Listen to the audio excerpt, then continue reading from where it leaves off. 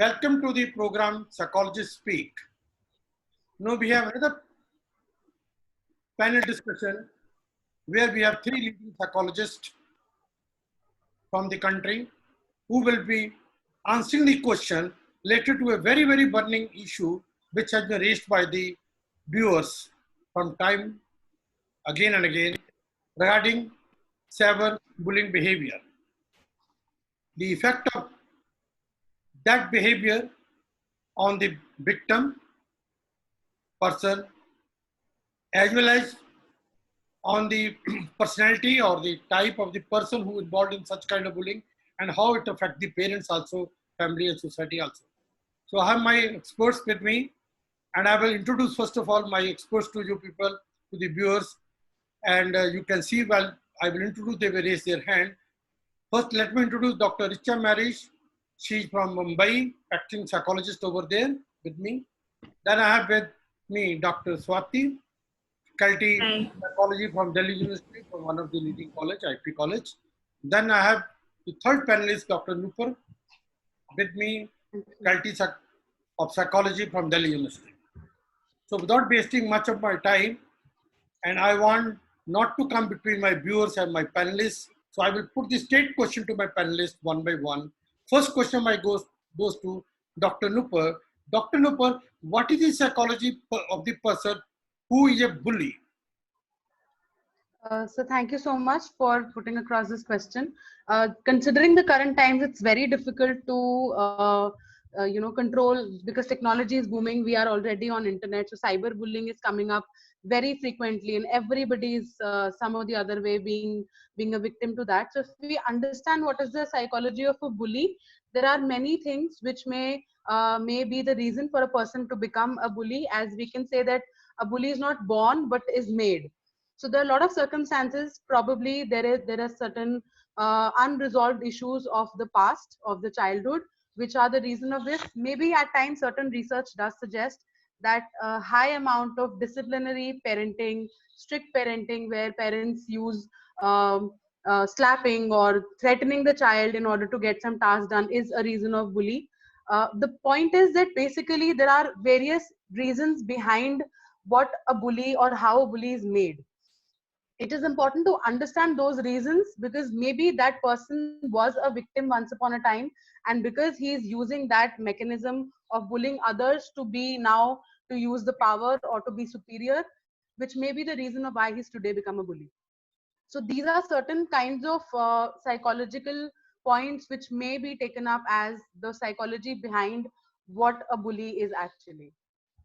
Thank you, Dr. Nupur. Now, my next question will go to Dr. Richa. Dr. Richa, what are the consequences of cyberbullying on the child? This is a question asked by many parents. I thought you are the right person to answer this. Dr. Richa. Sir, I can't hear you, sir. Sir, I can't hear you. Dr. Richa, what are the consequences of cyberbullying on the child? Sir, I can't hear you. Okay, you are talking about the consequences on my child. I'm repeating my question to you. What are the consequences of cyberbullying on the child? Okay. Sir, I want to bifurcate this question into three parts. Why is my child on social media, or any child is on social media? And as a parent, am I vigilant enough to know what is he following, what is he doing on social media, what are his activities on social media? And the third part is, if he is not party to it, if he is not party to any cyberbullying, is he unaffected? So to coming back to my first question, why is my child on social media? Of course, even a youngster, even a newborn can have a social media account these days. So young people, they are putting in a lot of effort to represent themselves in their peer group. So to maintain this networking, this peer relationship, they are on social media. It is helpful also at times to maintain a network, but with positives come negatives. So my second question, am I vigilant enough to know what my child is doing on social media? Have I ever bothered to know what is he doing, what is he following, what kind of stories are there? Because with information, there are stories also that are being shared. And when you read a story, there is a transmission of emotion. So according to the content, you might feel happy or sad. So definitely your emotions are being affected if you are following a story. So in addition to this, there is also one thing which is very interesting, that let me tell you that I read this data that 30% of the students who are on social media are either victims or bullies of cyber crime. So I just wanted to know whether these 70% are unaffected. The 70% student who are neither victims nor the bullies, are they unaffected? So comes my next question. If my child is not a victim and thankfully not a bully too, is he unaffected? No, he's not. Why? Because once he's reading this, he's following the stories, he's definitely getting affected by the emotions that are being displayed there. I'll tell you about my son, who was very disturbed when he read about a suicide of a young boy in Delhi recently due to cyberbullying. He felt so hopeless and disturbed. So, as parent, it is my responsibility to know what is happening in my child's life. What is he doing on social media? What kind of stories are being followed? What kind of content is he watching? So, whenever he is ill, his grades are falling, you must try to correlate things. And I think it is very, very important to understand that nobody can be unaffected. And this is a vicious loop, you know. Once you read, you repost, everyone who is involved here is affected. Yes, sir. Thank you, Dr. Diksha. Now, this will take me to my third question, which will go to Dr. Swati. Dr. Swati, is a concern of the parents. They are asking what warning signs should they look in their child, which can give them an indication whether he or she is being cyberbullied or not. What are those signs? Right. So, and all parents, feel for their child's emotional state, their social skills and peer relations. And one of the key factors in understanding is how well their online as well as offline experiences go. So first thing is, it's a good idea to directly ask the child if the child has ever faced cyberbullying. And it's not necessary the child may give a direct answer. They may try to escape answering this question. So there are some specific signs that every parent should keep in mind while their child is engaging in social media activities. The first is, when you see your child texting or is using social media, does the child seem nervous? Does the child jump when he gets suddenly a text, right? He becomes extremely anxious when the phone buzzes or when the child is using the laptop or the tablet, especially when the parent's presence is near the tablet or the phone that the child is using. Second, does the child get frustrated easily when he's using online and suddenly while he's doing some activity online, he suddenly drops his phone or shuts the laptop down, right? So it could be that there may be some kind of bullying happening, which is why the child suddenly shuts off the laptop to escape from that scene. Another is when you ask about social media activities, what's going on these days on social media, and the child is unwilling to answer those questions, tries to escape, and he's going to hide what is he doing, what he's not doing, because he might be afraid that since he's a victim, he may be afraid to speak out, right? Especially to the parents. Following this, there can be other symptoms such as the child is nervous or is scared about even going to school, because it's quite possible that a lot of these peers who bully the child may be from the school background and with him during school hours and is trying to escape their presence.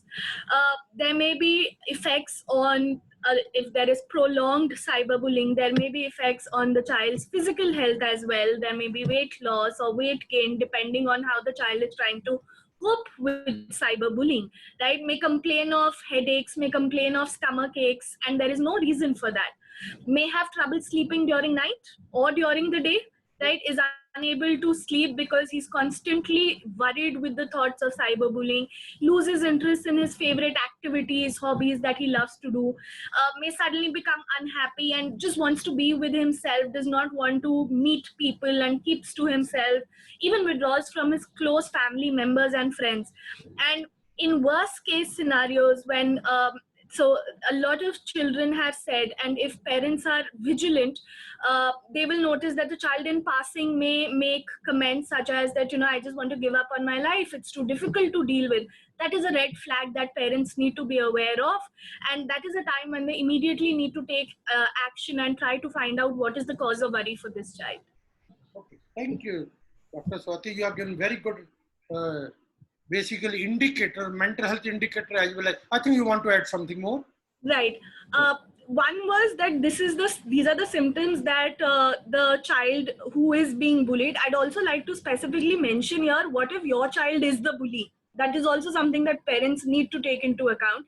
And if there are additional symptoms apart from all of these that you may see, that while your child is using social media, he excessively laughs, right, while he's making use, and he's laughing, or gets unusually upset if they can't use their phones, if they can't use their social media, and may use multiple accounts. So those are some of the tips, some of the symptoms that you can see if your own child is the bully. Thank you. That's a very good. That's I say you give very good indicators, basically, which can help the parent. They just keep a little watch, the mental and the physical indicator you have given, and they can understand what the child is.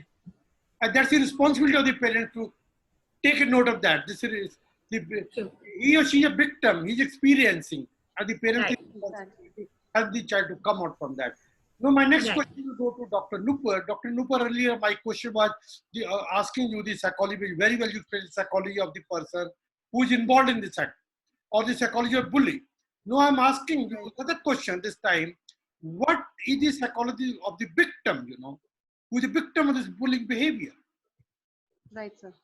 Sir, again, as we say, as Richa ma'am also pointed out, that 30% of people are either a bully or victim. It could also be a scenario that a person who's actually bullying or being bullied in school, let's suppose, by their seniors, peer groups, that person is also bullying his or her siblings at home. So if we see the need for power is so much in a bully that it sort of reciprocates that in the behavior as well.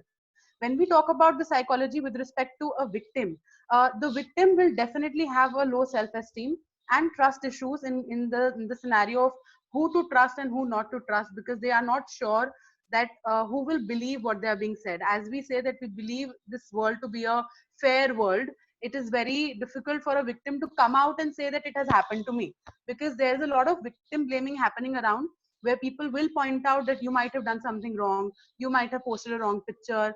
And the biggest thing is that, specifically if I see in India, parents don't trust their children the moment it comes to social media platforms or something which is not appropriate according to the parents. So there is this feeling in the child that if I tell my parents of what exactly is happening with me, they might stop all the social media accounts, stop me from going to school, stop me from going with friends, talking with friends, and all this leads to fear in the particular person, the victim. And that is the reason why they don't come up with they don't say all these things to their parents, their peer groups, their friends, their family, and they feel that this should be hidden within me. So because of which they have trust issues, they have issues with maintaining relationships with their friends, or having any kind of communication. It hampers the way they communicate within their group, within their social environment, and other such psychological issues, which Swati ma'am has clearly defined, that there could be either psychological issues or somatic issues which could lead to this particular problem. Thank you, Dr. Nupur. And also there is very clear scientific evidence I have read across in many of the psychological journals that the bullying, the victim also develop a tendency towards suicidal behavior, would like to commit suicide and undergo that kind of such Right, sir. That will take me to my next question, which I might putting to Dr. Richa. As it's a known fact, a lot of empirical study also show that cyberbullying leads to suicidal thought. What intervention strategy would you like to suggest to the victim to come out from that suicidal thought, Dr. Richa? Yes, cyberbullying actually is very different from physical bullying, because most of the time there are no faces. So it is very important to understand the kind of trauma that the victim is going through. So we have to identify, firstly, it is very important to identify the signs that the person is suicidal. So what are those signs? Oh, hello. Hello, yes, we can hear you. We can't see your picture, but we can hear you. Kindly go ahead, Richa. Sir, I can't see anyone. Okay, Okay, anyways, if you can hear me, I'll continue. I'll continue. So the victim might feel embarrassed or distant oneself from family and friends. So we have to be, a little cautious and see the low self-esteem. Try to read the signs that he or she might be suicidal. Is he talking mostly about dying? There is a feeling of hopelessness. He feels that he's a burden to the society, to his family. He's agitated. There are sleep disturbances. There are mood swings. And if these signs are affirmed, there are suicidal thoughts. There is very, very necessary that psychological intervention and help is sought. So psychological intervention usually would be, first thing would be to, cognitive behavior therapy, which can help reduce the stress of the person and develop the coping mechanisms. Mm-hmm. And second would be, I can see everyone now. Go ahead. Yeah. So, for family also, it would be very important that they show full support to the person, and there is talk of positivity. They should stop any kind of discussion or approach the social media. And intervention programs which deal in life coaching, they can be introduced to the person. They can help develop the self-esteem of the person. So it is utmost important that the person is shown all kind of support and yes, to build his or her self-esteem properly. Okay, if you allow me, can I add? I would say maybe a simple strategy, apart from you've given very specific strategy of CBT, etc. But I think the family should spend maximum time with the child. Should not leave the child alone, because he undergoing that trauma. And you rightly said, try to bring the positivity, optimism as much as possible, and discuss that thing. And keep him or her away from the social media as far as possible, and themselves too. Yeah, thank you. And it is not only with a child, I have heard so many adults facing this kind of trauma as well. It is, we are specifically dealing into the child cyberbullying. For anyone. Yes. Anyone, yes. Now, my next question will go to Dr. Swati. Dr. Swati, how can friends, family members, or specifically the bystanders help the victim to deal with this kind of trauma?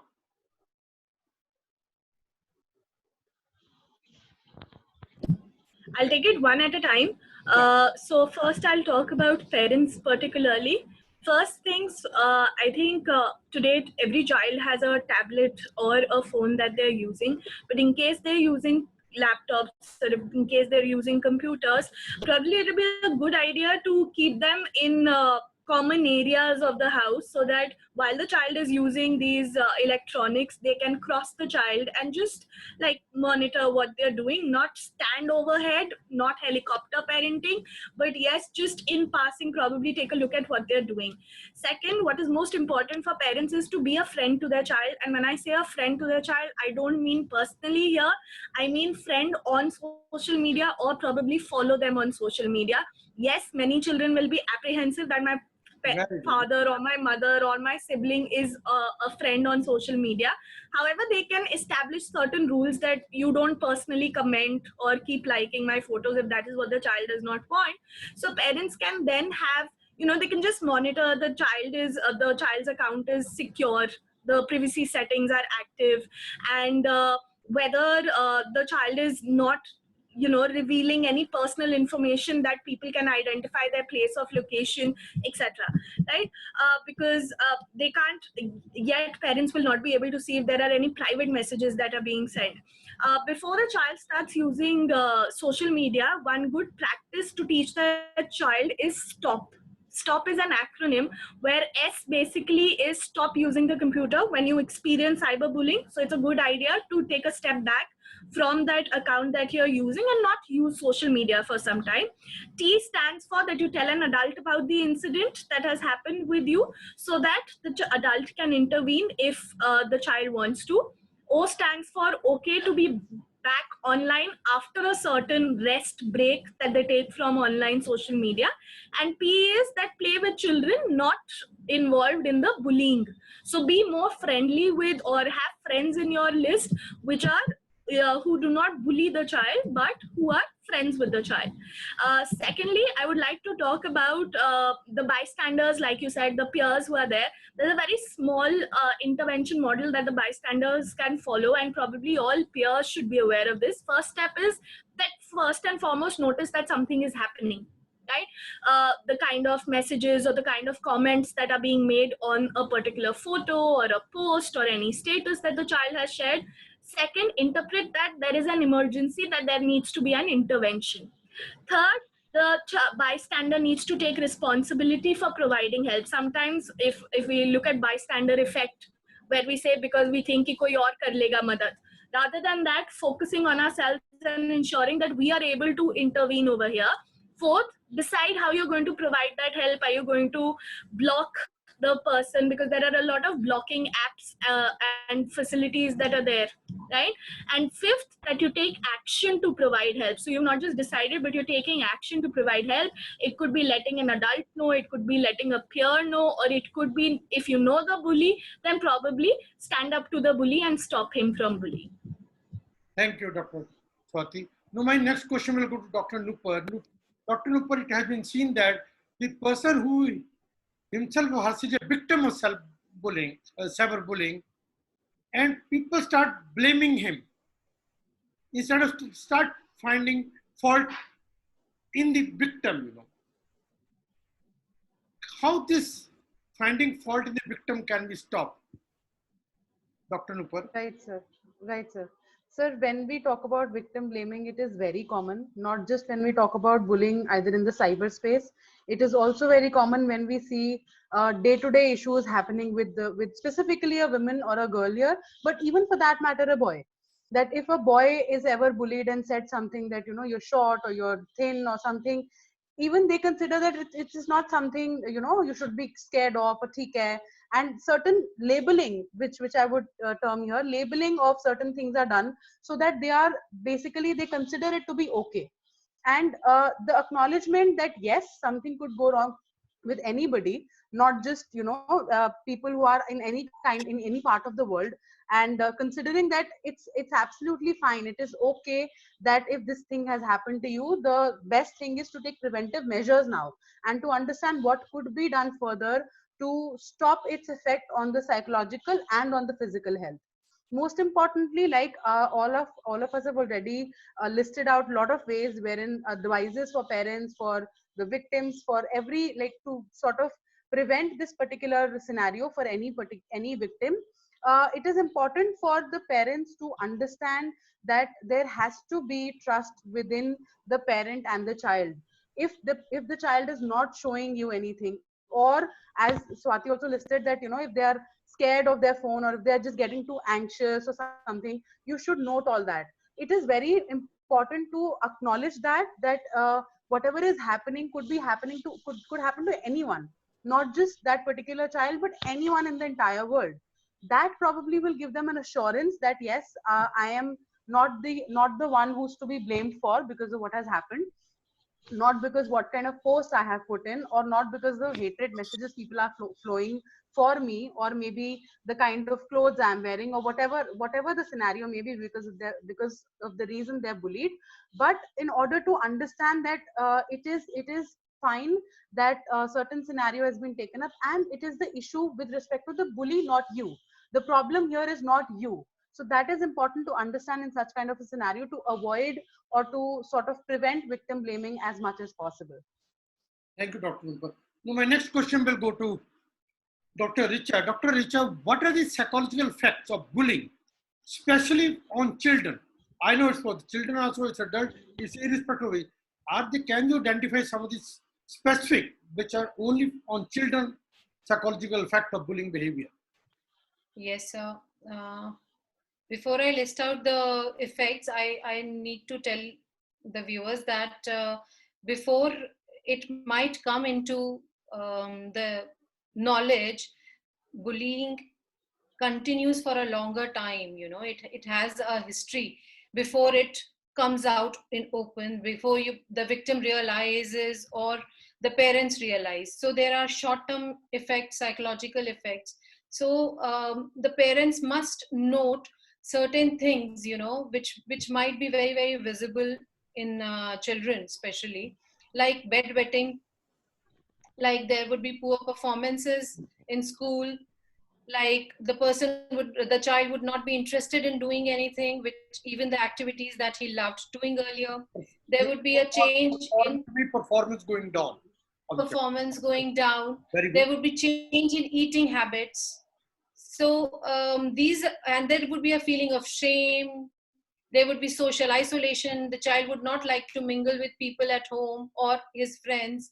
So these are certain signs, you know, which give the psychological disturbances in a child. So the parents can note down and just check whether these and there could be psychosomatic illness. You know, there might be some symptoms, whereas there would be no physical illness visible.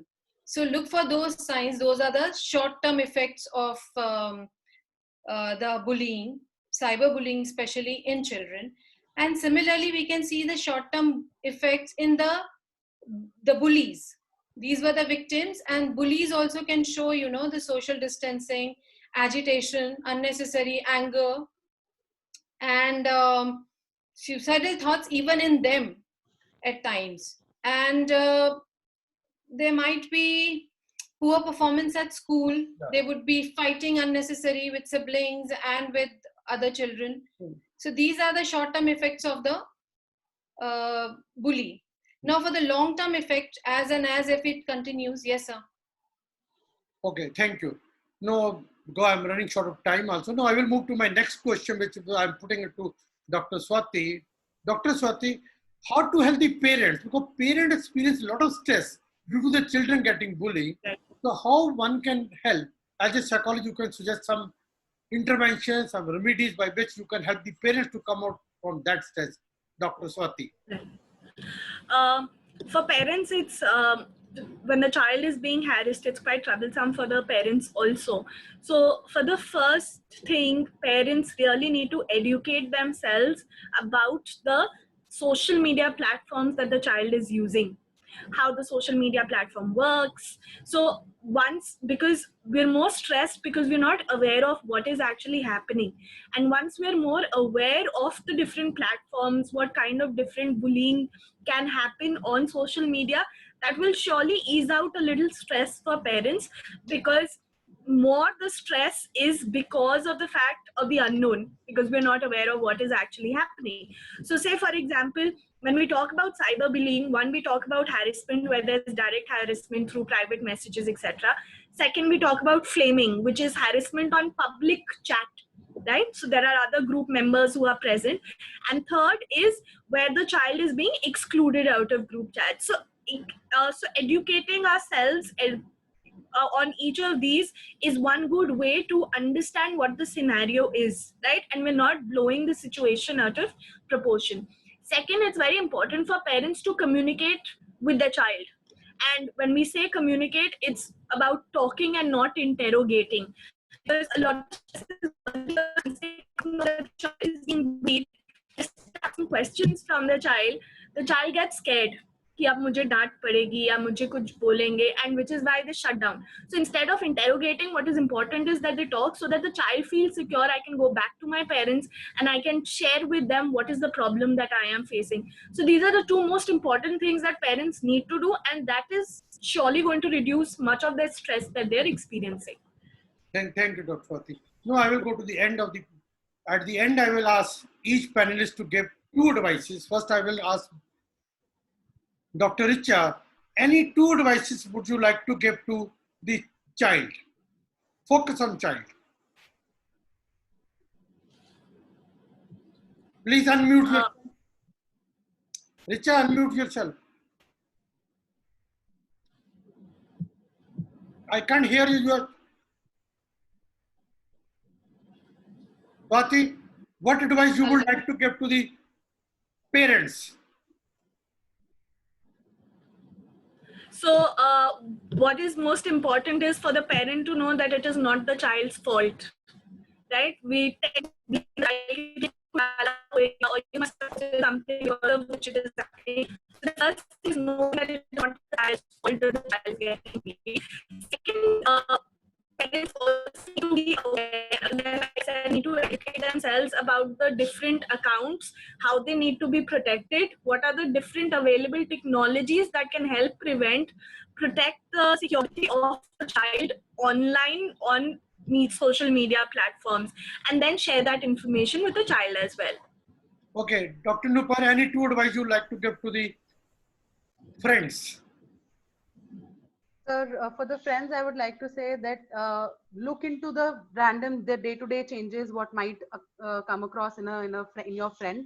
If you see suddenly that they're being too anxious, or they're avoiding somebody, or they're not talking to them, or they are hiding their feelings, then try and make a note of it, and probably just sit and have a word and talk to them what is happening. Thank Because you. friends are more closer on social media, so they can be better help than parents at the first hand. Thank you. Let me go back at the last. If Richa, your audio is working, what advice you would like to give to the child? Two advice. I think it is very important for parents to make their children responsible as to what they are doing on social media, what kind of posts are they reading, what kind of post are they reposting, what they want to share, that they have to be responsible. Then the cyber security, that is very important. The family can, sit together and decide about the rules. There are very many packages which are available, whereby you can control what kind of things that you want your child to expose to over social media. That can be controlled. I think it is a great responsibility to, we have technology, we have everything, but to how to use it effectively for our own good and others is very, very crucial. And I think that is our responsibility as parents to instill in our children, make them confident, make them feel good about. Okay, sir. Thank you. Last में मैं एक बात कहना चाहता हूँ बच्चों के लिए, खासकर जो भी मटेरियल उधर की सोशल मीडिया में अपलोड कर रहे हैं, एक बार सोच लें कि क्या ये मीडिया जो हम डाल रहे हैं, क्या अपने पेरेंट्स के साथ शेयर कर पाएंगे अगर करने की मौका लगे. अगर उनको लगता है कि ये पेरेंट्स के साथ शेयर करने में मुश्किल है, शेयर पेरेंट्स से नहीं कर पाएंगे, बड़े भाई बहन के साथ नहीं कर पाएंगे, इसका मतलब वो जो मटेरियल डाल रहे हैं वो ठीक नहीं है, उसको अवॉइड करें. एक ये स्ट्रेटजी बच्चे अडॉप्ट कर ले, I am sure they can really save themselves from this. Thank you, my panelists. Technology tried to play its role in between, tried to disturb us, but I can see my panelists were very brave. We managed through, get through. I know there are many, many things to be shared with our viewers. Subsequently, more questions will come, because tomorrow, day after tomorrow again, I'm going to have another panel discussion on cyberbullying, where I'm calling experts from the legal to see the legal perspective, and I thought let's have a psychological perspective, separate legal information also for the viewers. I'm sure viewer will be benefited by that, which will be on Sunday morning, and by the afternoon you will find on the YouTube. Thanks, my panelists, for sparing your time, and have a night. Good night. Stay safe and well. Thank you. Good night, sir. Thank you. Thank you. Good night, Nupur and Swati. Good night. Bye. Good night. Thank you, sir. It works.